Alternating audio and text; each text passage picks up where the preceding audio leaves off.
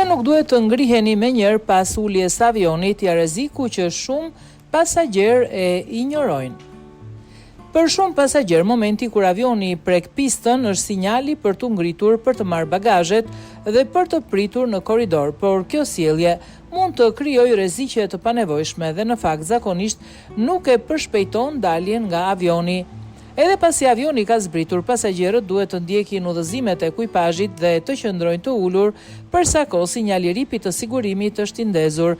Avioni duhet të ndalojë plotësisht përpara se pasagjerët të lëvizin në mënyrë të sigurt në kabinë. Rreziku nga bagazhet.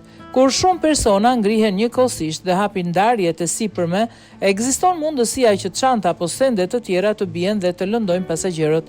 Bagazhet dhe ndarjet sipër kokës janë raportuar si burim lëndimesh edhe gjatë fazave të uljes dhe zbritjes nga avioni.